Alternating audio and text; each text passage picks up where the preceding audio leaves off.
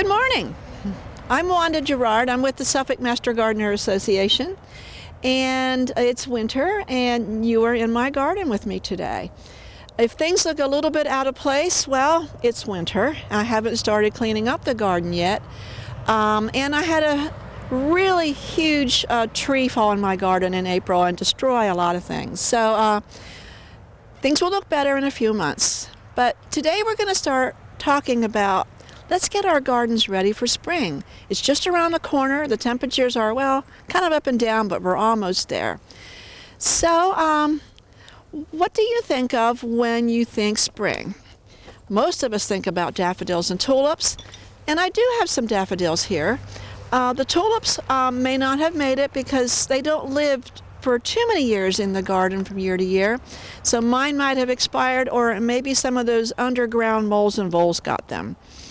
So, but anyhow, let's start talking about cleaning up our garden. First, you probably want to think about generally cleaning it up. Raking the leaves, picking up the debris. I am in a wooded area, so I have a lot of little leaves and twigs and stuff that come down regularly. But it's not important.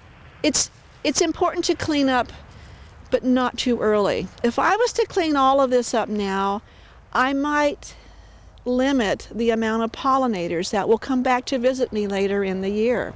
You see, in the fall and in the winter when they go to sleep, they live in these leaves. They're living down there, they've laid their eggs down there, and it's only certain ones that do that. So I try not to clean up my garden too early. And we recommend that you do that as well. So we're going to talk a little bit about cleaning up a few perennials. And here we have something growing called a Liriope. Liriope has another name, lily turf. But I like the Liriope name. It just sounds fancier. And you see the green and variegated kind of leaves it has. And we leave those on over winter for the health of the plant. So at this time of the year, we want to prune this back so that as the new growth comes along, it's easier for us. And while we're cleaning it up and pruning it, we won't be cutting away the new growth. And so I just simply cut that off. So that's an easy plant to take care of. Some of the other perennials might be a little bit more detailed because they might have taller shoots, they might have other leaves on them, or they might even need to be dug and divided. I'm not going to cover that today, but in the spring it's the best time to lift your plants and divide them. And by dividing, one plant might give you 2 or 3 or many more little divisions. So that's how we propagate and share plants. While I'm talking about sharing plants, the Master Gardeners will be having their annual plant sale this year. It's on April the 24th at Westminster Church, and a lot of the plants come out of our gardens with these divisions. Okay, another plant I want to show you is, it's a perennial, it's a bulb, and it's this spiky thing here. This is a lily that comes out of the ground, and it has a couple names. I like the name Naked Lady, but it also is a resurrection lily or a magic lily. And so the green that you see comes up at this time of the year. It'll be here for a few weeks, and then it'll disappear, and you might think, where did my plant go? Well, the plant's very robust still in the ground. Sometime in late summer, the plant will shoot up a stalk, and a beautiful flower will emerge, and it lasts about a week, and then it goes away. So that's where it gets those names. Just something that's a nice surprise. When you think nothing's going to be in your garden, there it is. So again, my garden sits in the woods, so my level of care is a little bit different than if the garden would be in full sun. But still, I follow those same things. Clean up my debris, get the leaves gone, look into dividing my plants, and possibly making a decision on, do I want to remove plants or even put some new plants in. Most gardeners will say a garden is never done because you always find something new you might want to add along the way. This is another time of the year where you might want to think about getting your soil tested. I have a lot of clay soil here, so I keep amending it with compost, which is, your decomposing food items, leaves, and even paper. I use coffee grounds and tea bags in my compost, but I break that down and I add that back into the soil. And it's important to have organic matter into your soil, and this is the time of the year to do that. When you are working around your plants, you should have designated walkways. Try not to step into your garden too much, because then you are compacting the soil, and it's harder for you then to amend the soil and for the plants to grow. Okay, let's suppose you want to plant something new in your garden. How do you make those choices? Well, you probably want to assess where you are.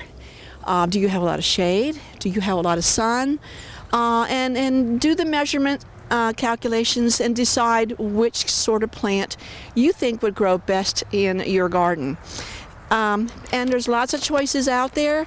Of course, a lot of the big box stores have them. The nurseries around town have them. You can even order them through the mail. There are several good companies that you can buy light plants from through the mail. Yes, we do it all. We seem to have unlimited money for putting plants in our garden. So we talked about what to plant.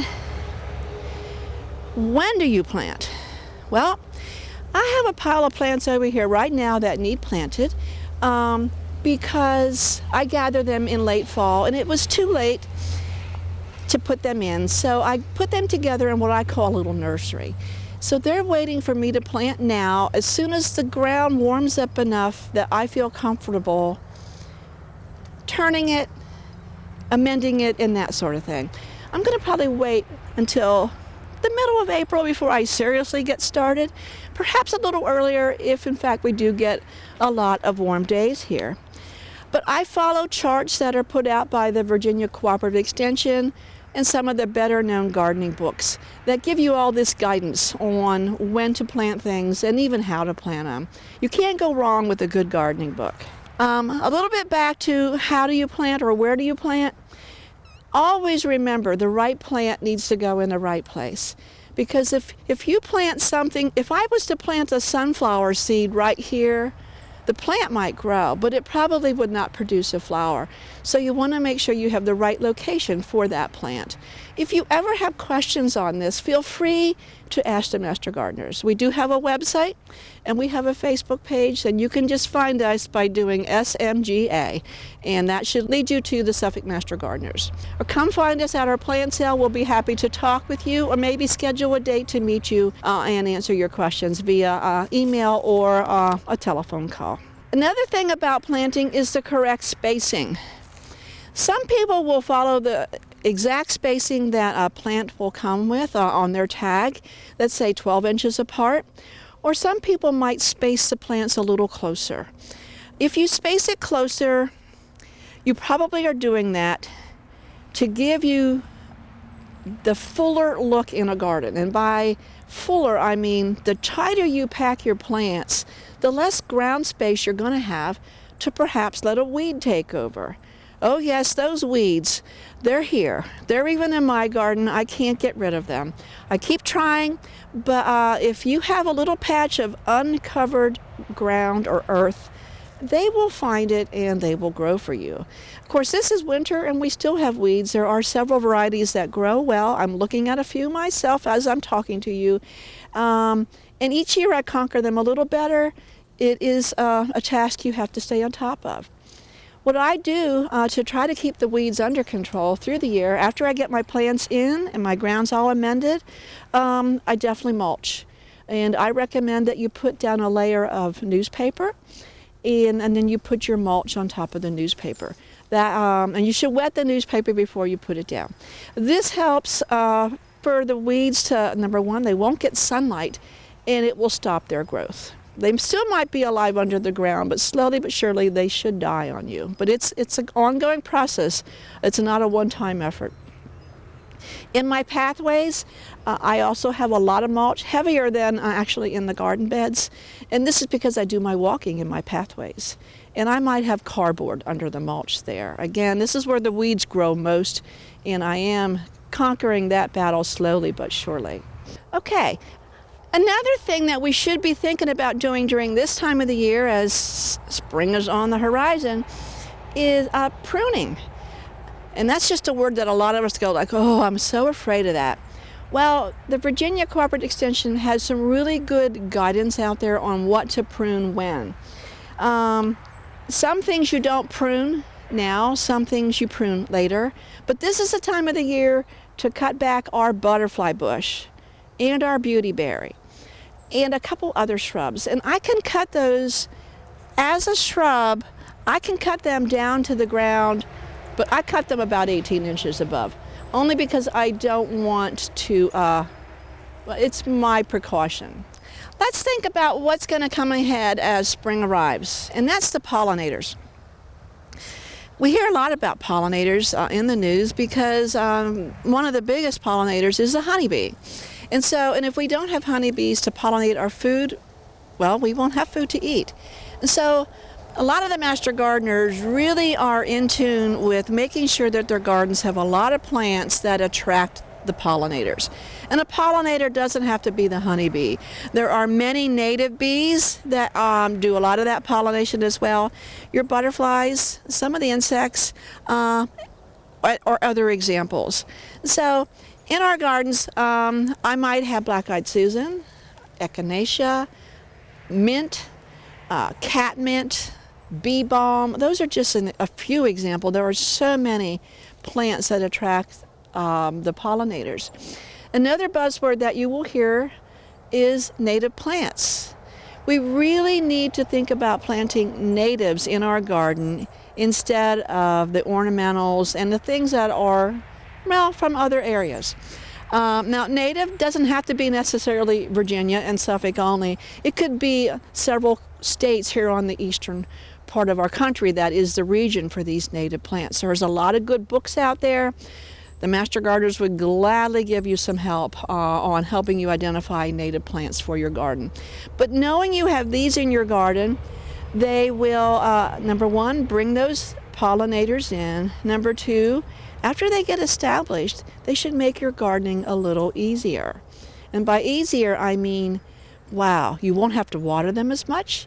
They will grow and flourish better than something that's out of its environment.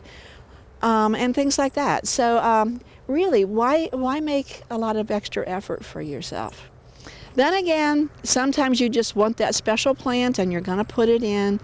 Those are the ones you're going to spend more time on. So it's your garden, you plant what you want, but always put some natives in there. Now, what grows best? Well,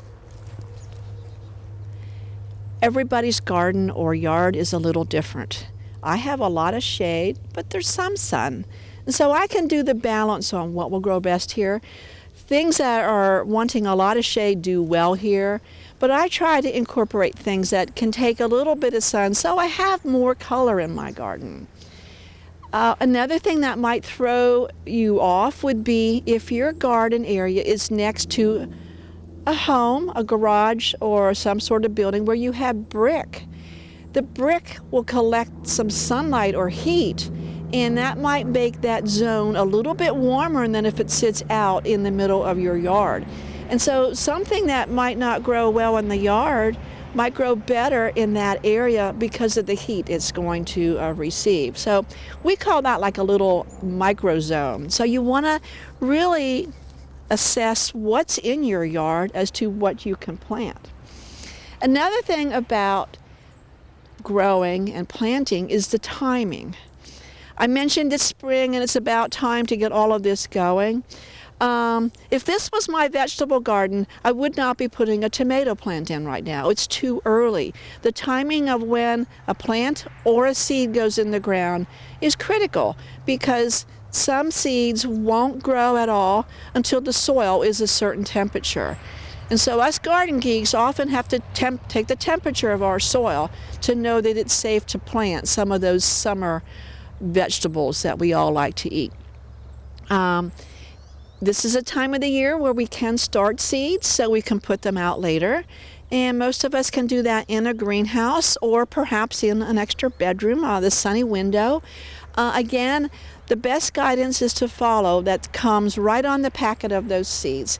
It will say X amount of weeks is needed for this seed to germinate and grow before it can go outside. And before you put it outside to grow, you have to do something called hardening off. And basically that's where you take your little seed, which has become a plant, and you expose it to the outdoors a little at a time. Maybe an hour one day, keep it inside overnight, 2 hours the next day, that sort of thing. It's sort of like a game you play. But that way you're making the plant stronger so that when you do plant it outside, it will have acclimated itself to be ready to live in those outdoor temperatures. Another thing to consider is, are you going to be an organic gardener or not? Well, obviously we're going to recommend organics because you don't want to put synthetics into your garden. But by using your natural or your compost and the soil amendments, and you can buy them at the stores in bags, you are staying away from all those extra fertilizers that are not helpful for the soil. There are a lot of good companies out there that have excellent organic and natural fertilizers or soil amendments that you can use. Again, if you have questions, feel free to ask the Master Gardeners. We're not allowed to recommend brands to you, but we can give you some guidance on where to find some of the better stuff. Several people always ask us, when is the frost date, or what are the frost dates for this area? We use the guidance that April 15th is the date in the spring that we feel safe about planting things outside after that. In the fall, we usually go with an October 15th or even a November 15th date. So those are the two dates that you should remember for this region of Virginia. Okay, so back to doing some vegetable gardening. How do we garden with vegetables here in this area? Well, there's several ways. There's traditionally, you put the plants in the ground. You have a row crop or a row garden. If you have an established garden, that might be easy for you. But if you are in a development where they've moved all of the good topsoil out and you were left with not very good soil, it might be better for you to just do a different variety. And most people these days are going with a raised bed. A raised bed can be wood, it can be glass bottles, it can be some sort of metal, but any kind of a structure that you build that you can put soil in to contain to grow your garden in will be a definition of a raised bed. You want to have probably 12 inches or maybe 18 to 24 inches of soil, depends on what you want to grow. But these raised beds actually might be better than growing into the ground, because here you are going to put the soil in that bed. So you can put a good mixture of topsoil, the organic amendments, so that you know that you're not going to be fighting with perhaps clay down there. I do garden with clay, and it's not an easy task. So most of my vegetable efforts are in raised beds. Another way to grow vegetables would be in containers. So if you want to grow a tomato in a container, you don't want to grow him in a 1-gallon container. He probably needs almost a 5-gallon container. So where can you find a couple 5-gallon buckets? Punch holes in the bottom, you're ready to go. I always cheat a little bit when I do these big containers. I either put a good wad of newspaper in the bottom, or, don't think it's funny, I take a diaper, a baby diaper, and I remove the plastic coating from that, and I put that in that lower layer of soil. And if you're wondering why I do that, moisture. It will attract the moisture to help the soil in that container stay a little bit moisture a little bit longer, so it makes a little bit less work for you. But a lot of people have gone to container gardens. Perhaps they live in an apartment and on their balcony they want to grow just a few things, and that would be the way to do it. You can grow just about everything in a container.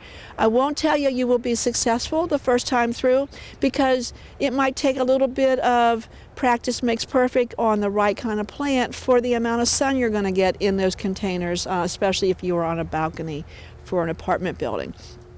I grow a lot of herbs in containers, and they sit next to my vegetable garden so that I have what I hope is a natural deterrent to keep the deer away.